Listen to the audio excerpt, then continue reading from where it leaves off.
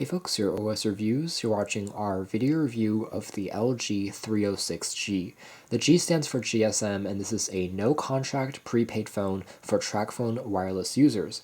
And the 306G is actually one of the least expensive touchscreen devices you can purchase without a contract currently on the market. On Amazon, it's selling for $7 without a contract, and that includes free shipping for Prime members. And that's actually a pretty good deal for a phone that has Wi-Fi, Bluetooth, a GPS, as well as like a passive 3.2-inch TFT LCD display. Now, the 306G isn't a fully fledged smartphone. Instead, it's running on the proprietary LG S-Class user interface. And in reality, it's basically the successor to the 840G, which was another massively popular prepaid device for TracFone users. However, the 306G adds upon the 840 by offering some additional software features as well as a more streamlined hardware appearance.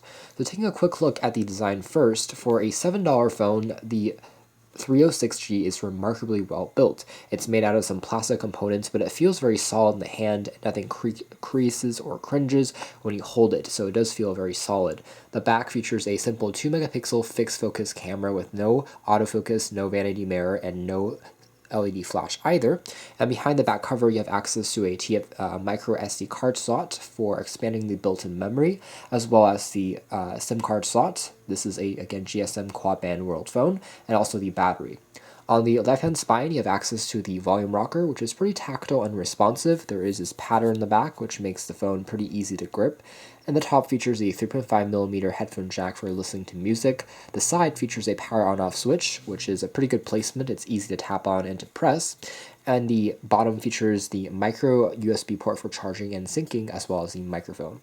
The front features some capacitive controls below the touchscreen display, which are backlit, so you can still see it under darker and brighter environments alike. On the top, there is the LG logo, as well as the earpiece and an ambient light sensor. So the first thing you'll notice when you turn the phone on is that there is a new feature which allows you to slide and unlock a pattern which is quite reminiscent of the Android OS variants of LG phones currently on the market. So there's a bit more of a visual appeal in terms of the lock screen UI compared to the 840G, which had a very simple slide up to unlock. Another thing that you can do with the display in terms of setting things up is creating a lock pattern when you want to unlock things. So let's take a look at things. So going into the pattern lock, I can turn this on. So if I wanted to draw a pattern like this, confirm it once more. Setting a security code, let's do 1234 0000. There we go.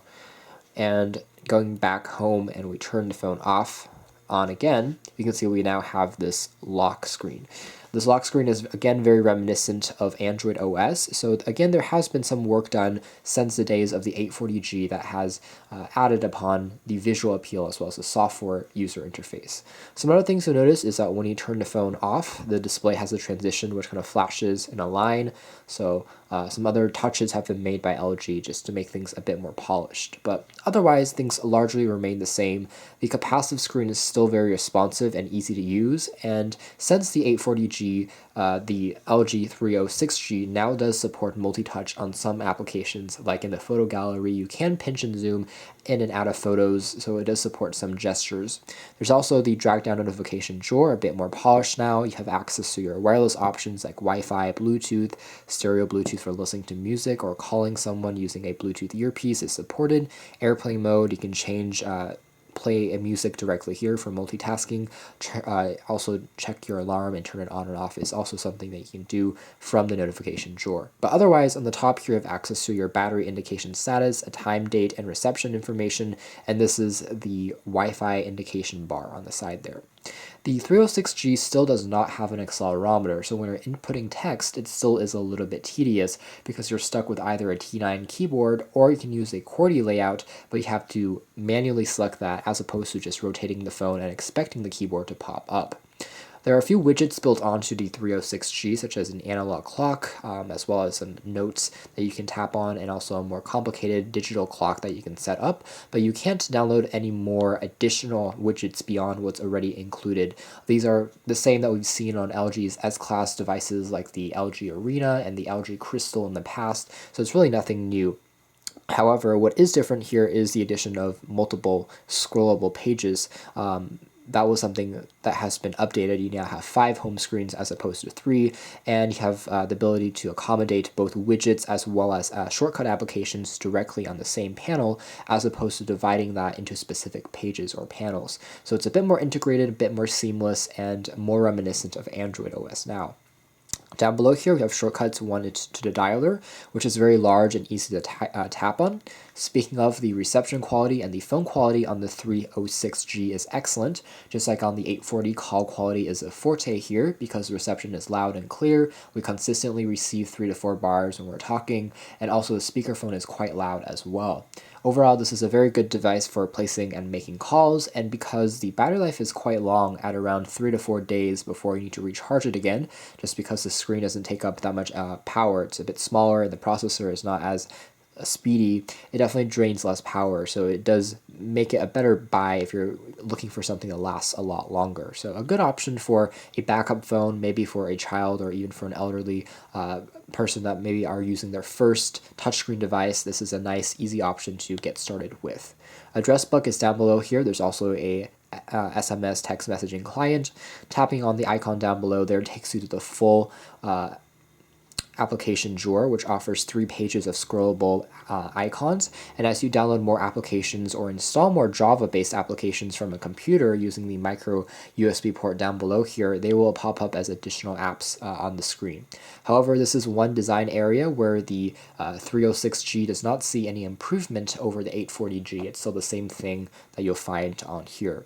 There are a few preloaded applications on here from TracFone, like the prepaid services, seeing how many minutes you have left. This phone does have triple minutes for life, which is great, so that when you purchase, let's say 5 minutes, it's going to triple that number for talk time, which is excellent in terms of value, and you don't have to use a smartphone plan or anything like that, even though it's very similar to a smartphone experience, give or take maybe less app support. Otherwise, a few built-in games and apps are on here, mainly trial versions of things like Tetris, Bejeweled. They can allow you to have a bit of entertainment on the go. Again, it supports a lot of Java applications, and there are a ton of them out there on the web, so you can just download them and drag them over if you want to use them.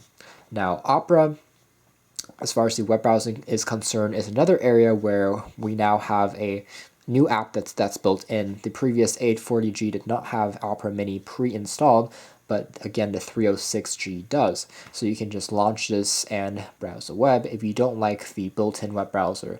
The built-in one tends to be a bit more clunky and not as smooth nor as fast, so we do prefer Opera Mini. It tends to be a bit more streamlined, a bit more modern looking. The boot up time does take a few moments longer. However, once you're fully loaded, you do have the ability to, again, look at most modern pages as well as complex sites without any issues.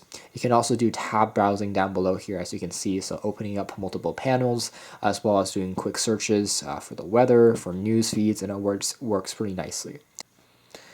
We can see that Opera Mini also brings out its own keyboard. This is actually not the keyboard that you get with any other app that you open on the phone. It's only with Opera Mini. This is a QWERTY layout that we really prefer, and we wish that LG would have just used this throughout the entire user interface. But as we open up some other apps, you'll see that this keyboard unfortunately will go away. So doing a quick search, let's just tap in something like LG. Again, there's a bit of lag, again, with that processor on here, but not too crippling. If we tap on the 840G, for instance, there is the auto search complete function.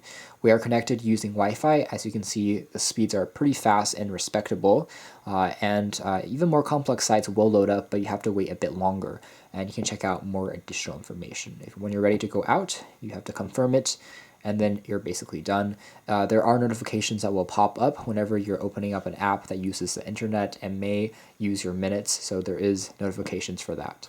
Again, some of these widgets are directly interactive from the homepage, so you can tap on them to learn more information, perhaps about the time or date, or even about a new note. Speaking of, this is the regular keyboard that the phone comes with. This is the same keyboard we've seen from most LG's S-Class devices, and it's in the T9 style layout. It does have predictive text, but if you want to switch the input message method to a regular keyboard, you have to do that manually. There isn't, again, an accelerometer. With that being said, this keyboard is a bit more responsive, but still is a little bit cramped, and it does take up more screen real estate than on a traditional Android phone, so you can see slightly less of what you're typing. But overall, it does work, and we do prefer this one to the T9 keyboard when you're inputting longer text and messages.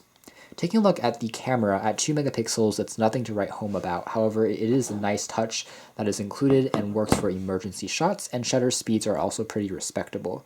I can quickly tap on something to focus and take the shot, and there are a number of different customization options, including sending it over SMS text message, using Bluetooth to send it to another device. I can also quickly edit it or draw on it, annotate on it, as well as create different effects, titles, names, white balance, so on and so forth, as well as change some settings like the megapixel count, as well as the exposure on the left-hand side. So a pretty good fully functioning interface for the camera. I can also slide down the bar on the side there to record video at VGA resolution, and it works decently. The microphone on here is actually surprisingly good, again, because the call quality is good. So the video clips themselves, while they don't have the fastest frame rate or the most impressive quality, do tend to have pretty good audio, which is a nice highlight. You can also click on down below there to launch the gallery and take a look at your shots. So speaking of, we're going to try going into the gallery next to take a look at some sample images. There we go. Here are a few wallpapers built in, and we can slide easily back and forth. There is kinetic scrolling supported, just like on an Android phone. And if I wanted to zoom in or out, I can tap on that icon, and now I can pinch in and out. It's not extremely lucid, but it is still is a nice feature to have, and it's something that the 840G could not handle software-wise, so this is an improvement compared to that that we are excited to see. Otherwise, other basic functions on here, this is the regular browser, as you can see down below there. It launches a bit more quickly, but the interface is not as elegant, and also the rendering of the pages tends to be a bit more clustered than on Opera Mini as well, so that's something to quickly note. Otherwise, we can see that other basic applications include an email client, Facebook client is built right on in, there's a handy voice recorder, music, and video player which works nicely, as well as tip calculators, voice commands, stopwatch functionalities, and that's basically it.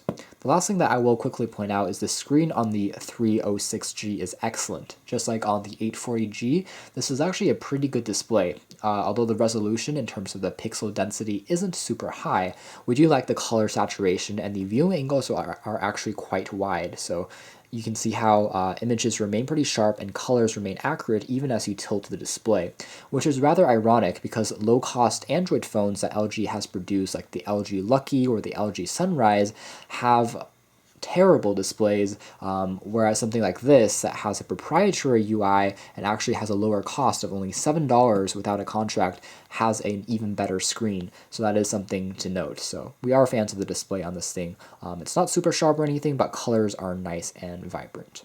So all in all, the LG 306G is an excellent update over the 840G in terms of interface and general smoothness and performance. Main features remain the same, and we are excited to see the presence of things like Wi-Fi, GPS, Bluetooth on a simple messaging phone. It's a feature phone, it's not a fully fledged smartphone, but everything runs pretty smoothly, and web browsing and some basic productivity apps also run just fine. The biggest thing here is it does support multi-touch now, in addition to, again, some more complex built-in applications. It still supports a number of Java apps that you might want to install and customize your phone with. So all in all, a very solidly built, a very solidly performing entry-level touchscreen phone that offers a nice amount of features and an extremely good value for the money at only $7 without a contract. To learn more information about the LG 306G, you can check out our full written review on our website. We're also going to come out with a direct comparison with the 840G in a separate video soon on this channel, so be sure to stay tuned for that if you are interested. Thanks for watching this detailed video review here at OS Reviews. This has been the LG 306G.